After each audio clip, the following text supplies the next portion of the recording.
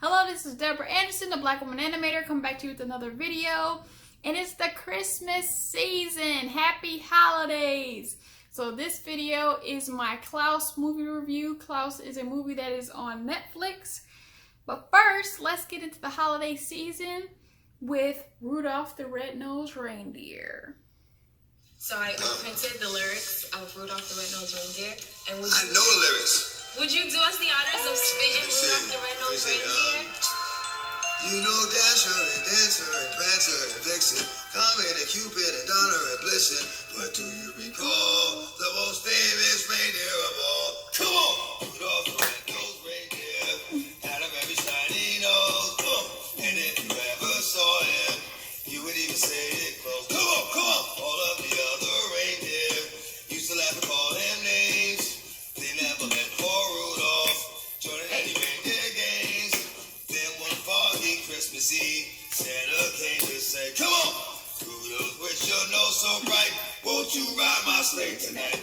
Then all the reindeers loved him, and they shouted out with glee, Rudolph the Red-Nosed Reindeer, you go down in history forever. You go down in history forever. You go down in history. What? That is gonna be beautiful. I'm so excited.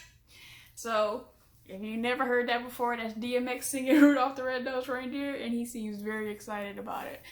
Now for my Klaus movie review. The director of the film is Sergio Pablos, and he created the film through his own animation studio out in Spain. He was an animator on Hercules and created the Despicable Me franchise.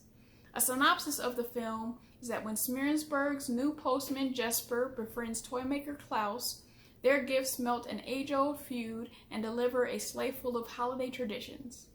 A main theme throughout the film is that a true selfless act always sparks another. The main character, Jesper, is a spoiled brat who gets sent to a faraway land for an impossible task, and he devises a plan to mail letters for kids who want toys. He becomes a toy dealer, and him and the children start to make up rules about Klaus. They remove most of the magical elements of the story of Santa Claus, and they explain the Christmas traditions through happy accidents, the children's vivid imaginations, or a combination of both. The result of all of this is that the kids from the feuding sides accidentally start playing together. This sparks kids doing good deeds for their neighbors, then the adults follow suit, and the neighborhood starts being harmonious. There are some pretty good character reemergence stories in the film, starting with Alva. She is a rightfully cynical teacher who was saving up money to leave Smearensburg because the feud meant that parents weren't sending their kids to school. But after Jesper turns things around, the kids start going to school, and then she starts using her savings to buy supplies for the kids and the school. Klaus is a forlorn toy maker tucked away in the woods, but after Jesper starts his toy hustle, Klaus is rejuvenated and comes alive through making toys for children. Jesper actually has an emergent story as he finds his personality and purpose and goes from being a spoiled brat to a man. At some point in the story, Jesper starts to reflect and calls himself a nobody. It shows how people can have a huge impact but still think they have no significance. He caused the town that feuded to come together as a community, and he also gave Alva and Klaus purpose again. He's made kids happy, he's in a place where he's made a difference, but he still doesn't think he belongs.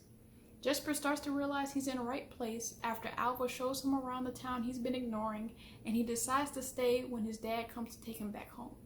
Some takeaways from the movie are: 1, tradition can sometimes be dumb and people hold on to it just because. 2, children can lead the way. And 3, you may be surrounded by your purpose and impact and not even realize it. Now for the animation analysis. So, the most confusing part about this movie is that, for the most part, it's not 3D. Even when I was looking at the scene breakdowns, I was thinking, is the texturing and lighting passes where the 3D comes in? The confusion comes from them using volumetric lighting and texturing, which was previously reserved for 3D animation. They did use Autodesk Maya and CGI for complex rigid objects that would reappear in the movie numerous times, like Jesper's wagon or the ferry, mainly for consistency purposes of volumes and correct perspective. It just depended on if it was easier to do in 2D or 3D. It kind of sounds similar to the reasoning for using 3D when I worked in Korea. I think Sergio Pablos did with 2D animation what Into the Spider-Verse delivered through 3D animation. He said in an interview, "I'm not trying to bring traditional animation back, I'm trying to bring it forward." New tools were developed to effectively layer in light and shadow on 2D animated drawings to provide for an almost volumetric appearance. Le Film du Poisson Rouge has been developing tools for 3D and 2D for a long time. Sergio established a partnership and used Marcin's recipe and Le Film de Poisson Rouge's proprietary solutions and merged those things together.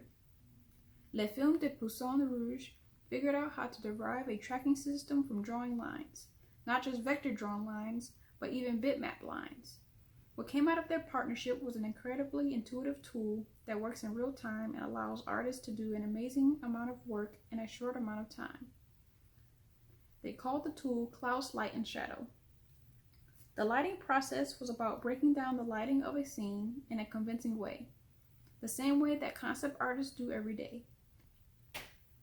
They introduced up to 8 layers of lighting. It could be anything from ambient occlusion, subsurface scattering, rim light, specular for the eyes, bounce light, etc. Each one of those layers would have a set of shapes that the artist could create underneath the layer for the shot. They would go through whatever number of layers they had using a tracking system that was part of the tool and then merge them to get the baked lighting look. After lighting, there's a texturing step, but it's not the texturing us animation folk know from 3D. It's another tool from Le Film du Poisson Rouge, and it's called MOE, or Mo. It allows you to pick any painterly style like wash, watercolor, or oil, and decide the behavior and size of the strokes and apply it to the image. They just wanted a certain level of grain because that's the same style as the background. It's very subtle, you almost have to squint your eyes to see it. What it does is this grain actually travels with the character. To wrap it up, this is definitely a movie I'm willing to watch multiple times. With Christmas coming up, check it out with your family. A question I would like you to answer in the comment section is, what is your favorite act of kindness that you like to do? Check out my answer in the comment section. And I would like you to like so I know it's real, comment and tell me how you feel, subscribe to seal the deal, and sign up for post notifications to show your zeal. I'll see you in the next video, and happy holidays.